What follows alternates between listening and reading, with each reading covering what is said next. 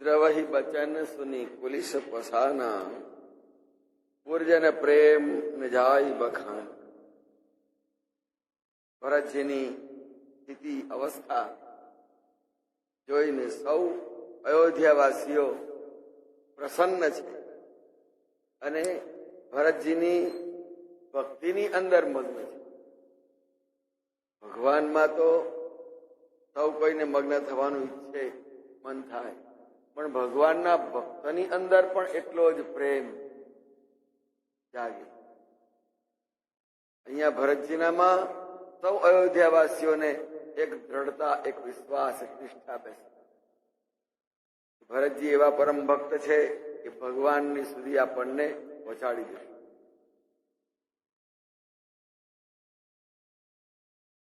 ભગવાનમાં તન્મય છે ભરતજી.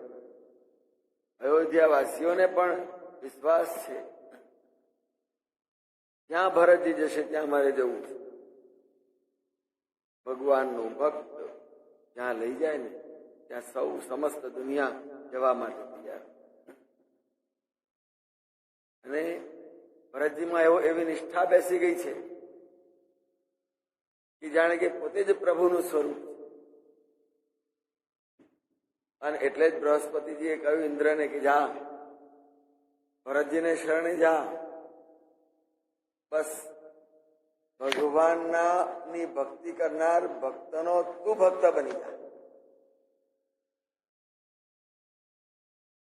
फिर के मैं दास हूं, तुम्हारे दासन केरा दास.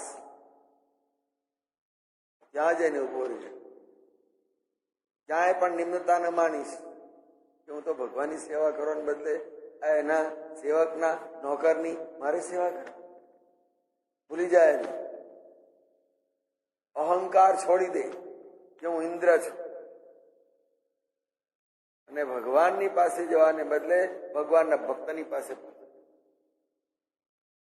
આમ બૃહસ્પતિ જેવા કુલગુરુએ દેવરાજ ઇન્દ્રને સાચો માર્ગ. અને ત્યાર પછીથી ઇન્દ્રને ભરોસો અને વિશ્વાસ બેઠો. પછી તો દરેક પોતાના સ્વાર્થની પાછળ દોડતા હોય. ના હોય એને કંઈક ભાઈ તું તો બહુ મોટો છું, તું તો મહાન છું, તો ભવ્ય છું, તો ઉદાર છું. જોઈએ છે ને, 5 વર્ષે આવે તમે બહુ સારા છો, પછી પતી ગયું,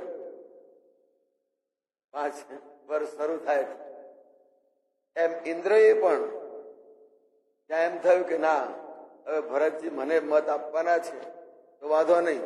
ભરતજી ઉપર પુષ્પવૃષ્ટિ કરવા માંડી, આપવા માંડ્યું. લો આ બધું લઈ લો, અત્યારથી લઈ લો. ભરતજીને એ ઉપર મનવૃષ્ટિ કરી. પછી તો સ્વાર્થી માણસ, પોતાનો સ્વાર્થ સધાતો હોય તો જ એને રાજી કરવા પ્રયત્ન કરે. નહીંતર એને એના રસ્તાની અંદર રોડા નાખ્યા, સીધું ચાલવા જ ના દે. સીધો ચાલનારો માણસ હોય એને પણ પથરા મારે, ત્યાં પથરા જ મારો એટલે પાછો જતો રહે. ભરતજીની સ્થિતિને બૃહસ્પતિજીએ સ્પષ્ટપણે કહી દીધી કે ભરતજીથી તારું કોઈ પણ નુકસાન નહીં. એ તો કહે હું સાધુ સયાને ભરત. ભરતજી તો જેની ગણતરીઓમાં થાય ને એવી આંગળીને ભેળે ગણાય એવા સાધુઓમાંના એક સાધુ છે. ગ્રહસ્થમાં પણ સાધુ હોય છે, જેનું જીવન સંયમ, સદાચાર, સાદે વાળું. તો ભરતજીને પણ આવા ગ્રહસ્થી હોવા છતાંય એની સાધુની પંક્તિમાં બેસાડી. બીચ બાસ કરી જમુ નહીં ગાય. બસ ભરદ્વાજ ઋષિનો આશ્રમ છોડ્યો. ઇન્દ્રએ પણ માર્ગ બતાવી દીધો, આ રસ્તે જાઓ. છતાં હજી પાછા દેવો આવશે. ચિત્રકૂટ પહોંચવાની તૈયારી છે, ત્યાં રસ્તો ભૂલાવી દેશે. ભક્તોએ પણ સાવધાન રહેવું પડે કે આ દુનિયા રસ્તો ભૂલાડવા માટે જ તમારી પાછળ પડે. પણ ફરી પાછા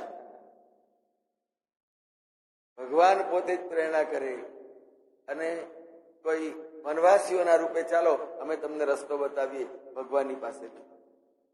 આવા ભોળા માણસો હોય કે જે પ્રભુ સુધી પહોંચવાને લાયક હોય એ જ લઈ જઈ શકે ભક્ત.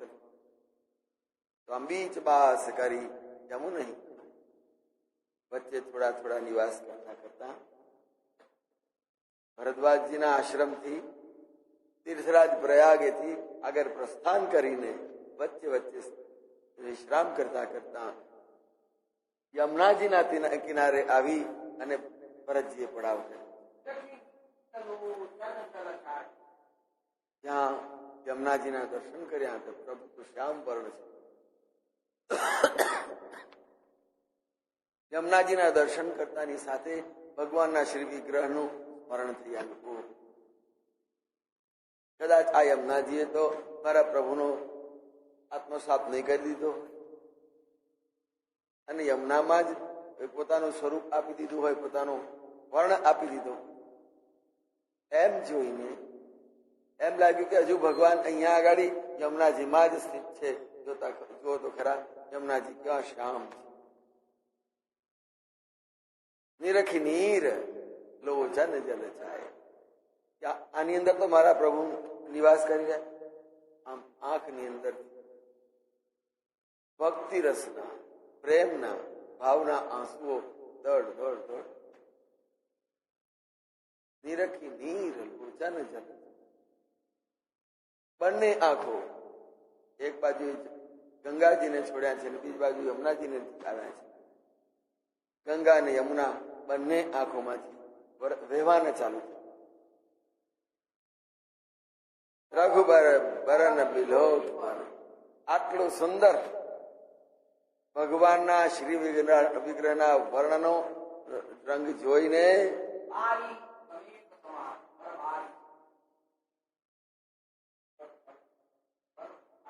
આવા સુંદર જળ બરબારી સમી, આવા સુંદર દર્શનીય જળના દર્શન સમસ્ત અયોધ્યા સમાજે કર્યા. જેટલા સાથે હતા પ્રભુની, ભરતજીની સાથે પ્રભુના દર્શન માટે, એ બધાએ આ જળના, આ પવિત્ર જળના દર્શન કર્યા. કયા પવિત્રના જળ દર્શન કર્યા? યમુના જળ કે ભરતજીની આંખમાંથી વહેતા ગંગાયો? રઘુબર બરન બિલોકી બર બાજી સમેત સમસ્ત સમાજે જોયું કે આ તો ભગવાનના વર્ણના, ભગવાનની ભક્તિના આંસુ ભરતજીની આંખમાંથી એમાં વહી રહ્યા છે.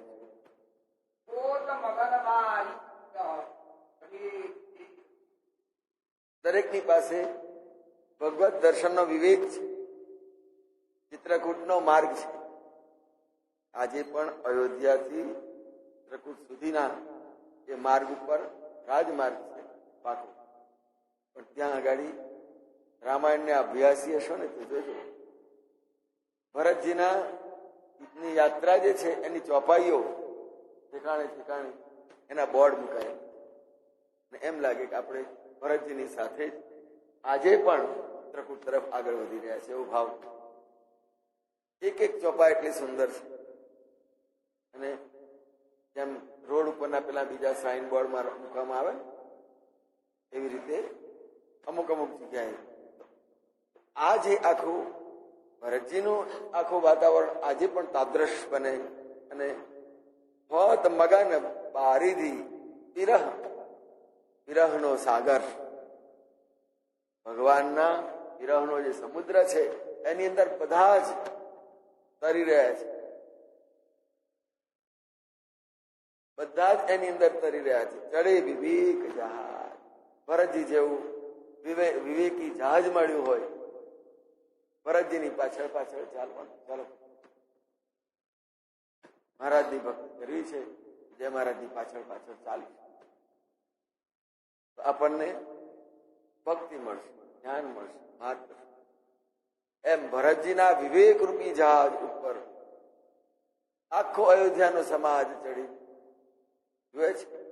ભરતજીની આંખની અંદર જ વિરહનો સાગર છલકાઈ રહ્યો છે અને એ સાગર ની દ્રષ્ટિને એને દ્રષ્ટિમાં રાખીને એ વિવેકના જહાજ ઉપર ચડીને સૌ ચિત્રકૂટ તરફ આગળ વધી.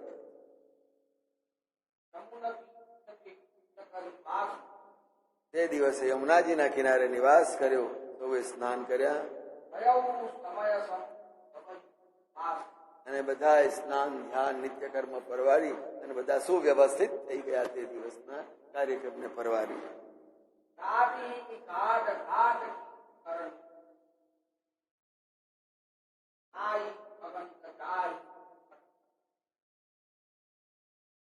ચલે નહાઈ નદી સિર નાઈ રાતઈ ઘાટ ઘાટ કી તરની. રાત્રિ નિવાસ કરીને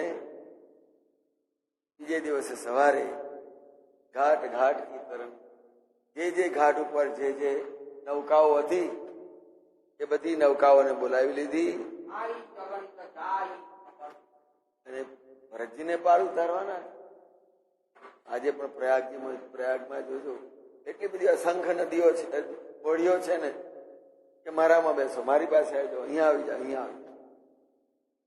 પણ આખું યુનિયન પણ હતું ને આજે યુનિયન છે. એ બધી જ નૌકાઓ ભરતજીને માટે આવી ગઈ. આટલો મોટો સમાજ છે, આટલા બધા યાત્રીઓ છે, તો આઈ અગણિત ઘણી બધી નૌકાઓ આઈને કિનારે અડકી દીધી કે આ બધાને લઈ જવાના છે. એટલે બધાને માટે નૌકા આવી અને એ બધાને જે આશ્ચર્ય થયું, આટલી બધી નૌકાઓ, આટલી બધી હોડીઓ અમારે પાર ઉતારવા માટે. પ્રાત પાર લો, આખો અયોધ્યાનો સમાજ હતો અને બધાને બધી નૌકાઓ આવી ગઈ એટલે એકી સાથે એક જ ફેરામાં બધાને પાર ઉતારી. ભગવાનની ભક્તિમાં અને ભક્તની સાથે એક ફેરામાં જ પાર ઉતરાય ને, કે જાજા ફેરા ફરવા ના હોતા. તુલસીજીએ કેટલો સરસ ભાવ મૂકી દીધો છે કે એક જ ફેરાની અંદર બધાને પાર ઉતારી દીધા. બહુ સૂચક.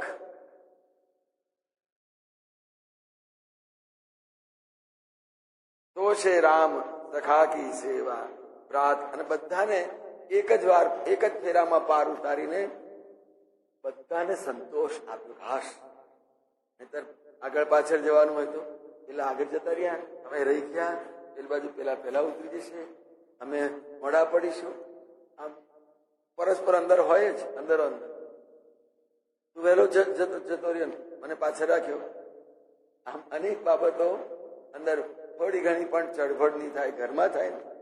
મને પહેલું ક્વેશ્ચન તને ના આપ્યું, સાધુઓમાં થાય અને ઊંચું આસન આલ્યું, મને નીચું આલ્યું, અને આગળ બેસાડેલું, મને પાછળ બેસાડ્યું. આમ એટલે અહીંયા કહ્યું તો છે રામ સખા. બધાને રામ સખા એટલે ભરતજી ની સાથે નિષાદરાજજી પણ છે. એટલે નિષાદે પણ બધા જ નાવિકોને એવી રીતે તૈયાર કરીને સમજાવી દીધા હતા બધાને સંતોષ મળે. રામ સખાની સેવામાં બધા જ ત્યાં સાથે આવીને ઉભા રહ્યા.